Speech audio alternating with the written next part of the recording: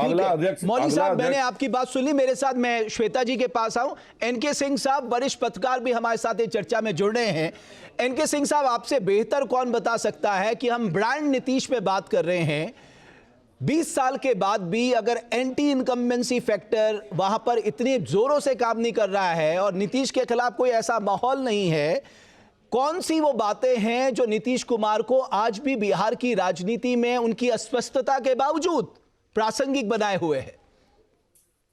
नहीं, आप इसको इसी तरह समझ सकते हैं कि स्वयं आज नीतीश कुमार को अपोजिशन भी, तेजस्वी यादव भी मंचों से यही कह रहे हैं कि नीतीश कुमार का नाम अगले चीफ मिनिस्टर के लिए घोषित नहीं किया है। ये इसलिए कह रहे हैं क्योंकि नीतीश कुमार की पॉपुलैरिटी है। तेजस्वी ये जानते हैं कि नीतीश कुमार के बिना ये चलेगा नहीं। और जहां तक बीजेपी का जो कार्डिनल गलती की है बीजेपी ने पिछले 20 सालों में, अपना जो बेस एक्सपेंड करना था वो किया नहीं और नीतीश की गोदी में बैठ गए।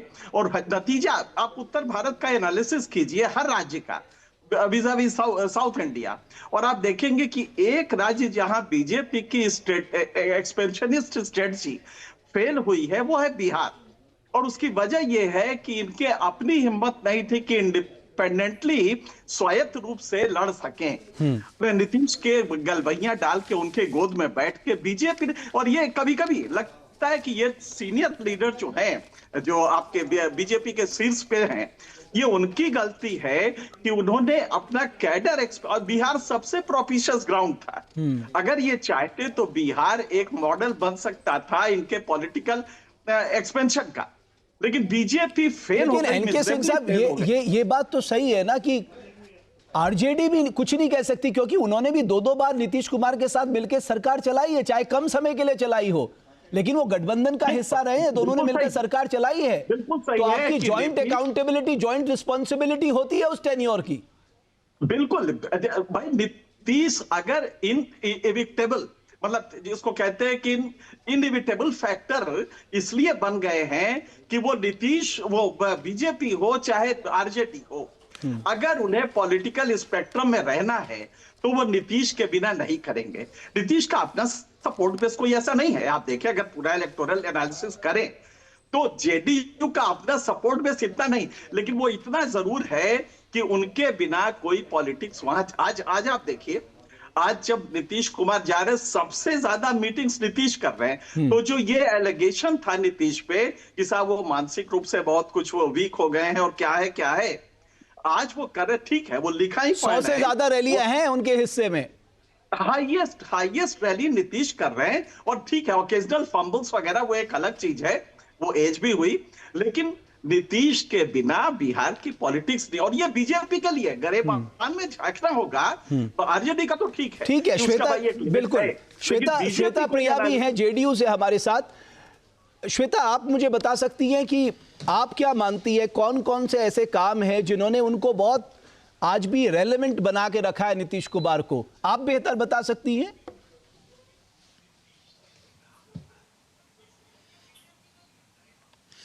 जी रमेश जी, सबसे ज़्यादा ज़रूरी होता है किसी चीज़ को, किसी राज्य को चलाने के लिए संवेदनशील होना, और वो बहुत संवेदनशील है। अब आप देख लीजिए, जब वो उनकी कहानी पढ़िएगा आप, तो बचपन में मुझे मेरी आवाज़ खुद सुनाई दे रही है। मैं ठीक करवा दूंगा, आप बोलते रहिए प्लीज़। कोई बात नहीं, हम कोशिश हमको हाँ ठीक है।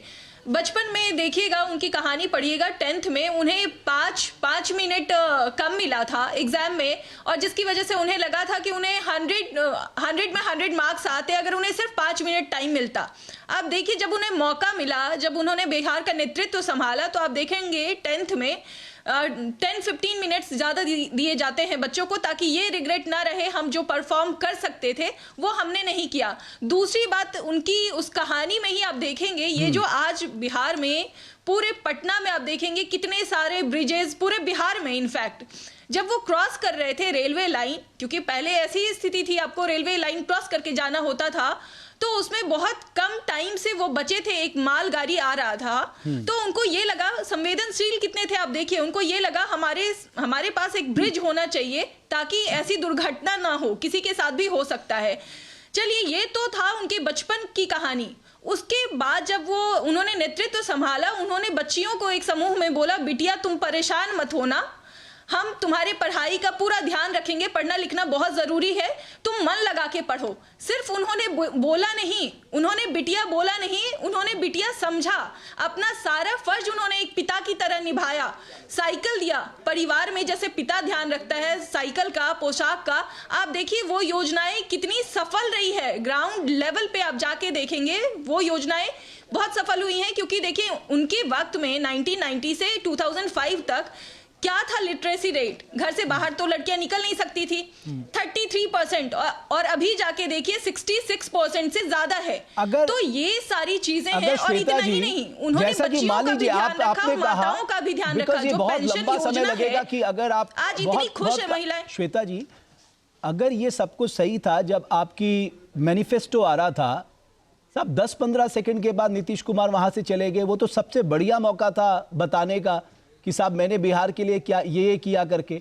उन्हें अलग से मैं देख रहा था, आज उनका वीडियो पोस्ट हुआ है, वहां बताते तो ज्यादा बेहतर होता कि साहब मेरी प्रासंगिकता बिहार में इसलिए कि मैंने ये काम किए। देखिए रमेश जी, बात ये है ना,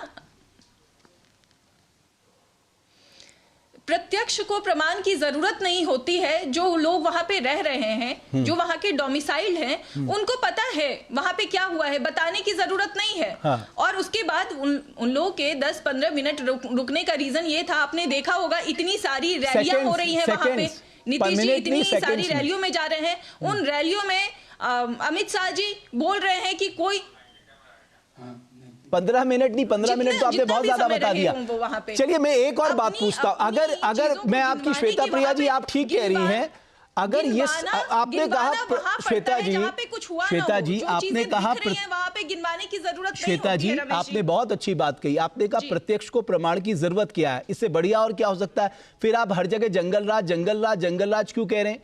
आप बोलिए ना, हमने बेटियों के लिए किया, महिलाओं के लिए किया, सड़क के किया, बिजली में ये किया, पर कैपिटा में ये किया, इकोनॉमी के लिए ये किया, इंडस्ट्री ऐसे लेके आए, रोजगार इतना दिया, पलायन इतना रोका, ये बताइए। फिर हर जगह जंगल राज क्यों? मैं बताता हूँ। बिल्कुल रमेश जी, हमें वो भी बोलने की जरूरत नहीं होती, हमें वो बोलने की जरूरत नहीं होती। जब उनके जुमले आते हैं ना, झूठे जुमले, झूठे वादे जो वो पहले भी कर चुके हैं और लोगों को फंसा चुके हैं अपने झूठे वादों में, उसके लिए ये जानना बहुत जरूरी होता है।